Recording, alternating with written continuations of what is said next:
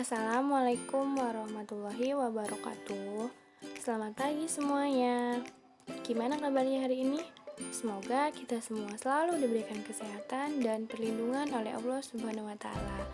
Nah, langsung saja pada pertemuan kali ini kita akan melanjutkan pembahasan dari pertemuan sebelumnya, yaitu mengenai revolusi-revolusi besar dunia. Nah, pada pertemuan kali ini kita akan membahas mengenai revolusi Cina, revolusi Rusia, dan revolusi Indonesia. Baik, yang pertama yaitu revolusi Cina. Revolusi Cina ditandai dengan adanya gerakan yang dilakukan untuk menumbangkan dinasti Manchu dan juga perubahan kebudayaan masyarakat dalam membangun kehidupan yang lebih baik. Ada pun beberapa faktor yang melatar belakangi terjadinya revolusi Cina, yaitu yang pertama, kekalahan Cina dalam peperangan melawan Jepang, kemudian terjadinya korupsi dan pemborosan yang semakin meningkat, salah satunya di Istana Manchu. Nah, selanjutnya munculnya kaum intelektual Cina yang ingin menjatuhkan dinasti Manchu dengan paham-paham yang bersumber barat. Nah, dan yang terakhir, hilangnya kepercayaan rakyat terhadap dinasti Manchu. Dampak revolusi Cina. Revolusi Cina menyadarkan bangsa-bangsa di dunia, terutama di Asia, untuk turut mengadakan perubahan dalam pemerintahannya. Revolusi Cina mampu mengubah pemerintahan dinasti yang berkembang secara turun-temurun menjadi pemerintahan republik. Akibat berlangsungnya revolusi Cina, paham komunis semakin berkembang dan mempengaruhi peta politik dunia termasuk Indonesia. Dari Cina, paham komunis menyebar ke berbagai negara Asia seperti Vietnam, Kamboja, dan Indonesia. Hingga saat ini, komunisme masih melandasi pemerintahan di Republik Rakyat Cina. Sejak tahun 1949, Partai Komunis Cina menjadi partai tunggal dan berkuasa di Cina. Akan tetapi, komunisme tidak lagi sepenuhnya diberlakukan di Cina. Dalam bidang ekonomi saat ini, beberapa investor swasta dan asing telah menanamkan modalnya. Kondisi ini menunjukkan bahwa komunisme sedikit mengalami pergeseran. Meski demikian, komunisme tetap mendominasi dalam berbagai segi kehidupan masyarakat Cina. Akibat pertentangan ideologi antara golongan komunis dan nasionalis, akhirnya Cina terpecah menjadi dua bagian, yaitu Cina daratan dan Cina kepulauan. Selanjutnya yaitu revolusi Rusia. Revolusi Rusia merupakan salah satu revolusi besar dunia selain revolusi Prancis dan revolusi Amerika.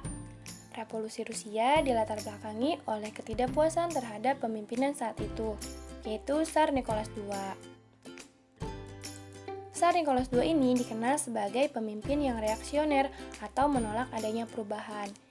Ia tidak memberikan hak politik bagi warga negaranya. Tsar Nicholas II ini membentuk Duma sebagai Dewan Perwakilan Rakyat, tetapi aspirasi warga tidak pernah didengar.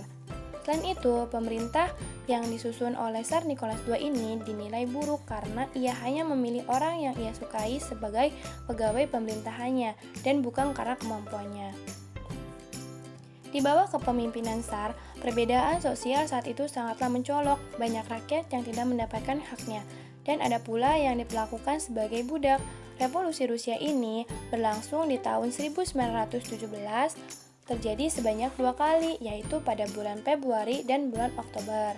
Revolusi yang terjadi pada tanggal 23 hingga 27 Februari ini dimulai karena Tsar Nicholas II menindak tegas aksi protes. Dampak revolusi Rusia. Revolusi Rusia yang dimenangkan oleh kaum komunis radikal berdampak pada meluasnya paham komunis di dunia. Negara-negara dunia ketiga yang pada saat itu masih dijajah bangsa lain dengan segera mengadopsinya. Juga negara-negara yang baru terbentuk dan negara-negara yang telah bosan hidup dalam kekangan feodalisme penguasa. Paham baru ini pun dengan segera menjalar ke Indonesia yang pada saat itu tengah menghidupkan organisasi-organisasi pergerakan ke arah kemerdekaan. Organisasi-organisasi yang menganutnya juga bersifat radikal terhadap Belanda, bahkan di kemudian hari jelas-jelas melakukan pemberontakan. Selanjutnya yaitu Revolusi Indonesia. Revolusi Indonesia atau Revolusi Nasional Indonesia adalah sebuah konflik bersenjata dan pertentangan diplomasi antara Republik Indonesia yang baru lahir melawan Kerajaan Belanda yang dibantu oleh sekutu diwakili oleh Inggris. Rangkaian peristiwa ini terjadi mulai dari proklamasi kemerdekaan Indonesia pada tanggal 17 Agustus 1945 hingga pengakuan kemerdekaan Indonesia oleh Kerajaan Belanda pada tanggal 29 Desember 1949. Meskipun demikian, gerakan revolusi ini sendiri telah dimulai pada tahun 1908 yang saat ini diperingati sebagai tahun dimulainya kebangkitan nasional Indonesia. Selama Revolusi Indonesia, sekitar 4 tahun beberapa peristiwa berdarah terjadi secara sporadis. Selain itu, terdapat pula pertikaian politik serta 2 invensi internasional. Dampak Revolusi Indonesia. Keberhasilan Indonesia dalam meraih kemerdekaan serta keberhasilan dalam menyusun kedaulatan dan mempertahankannya mendapatkan pengakuan kedaulatan dari negara lain. Selain itu, keberhasilan Indonesia juga menjadi inspirasi negara lain yang belum mencapai kemerdekaannya. Namun, hal tersebut tidak serta-merta membawa dampak yang positif bagi Indonesia, melainkan ada dampak yang harus dihadapi dan dibayar mahal karena adanya revolusi Indonesia. Di mana dengan adanya revolusi di Indonesia maka berdampak pada memburuknya kondisi perekonomian dengan kurangnya bahan makanan yang tersedia maupun kurangnya bahan bakar untuk transportasi.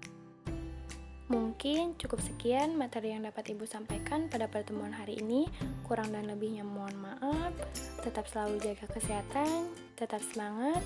Terima kasih. Wassalamualaikum warahmatullahi wabarakatuh.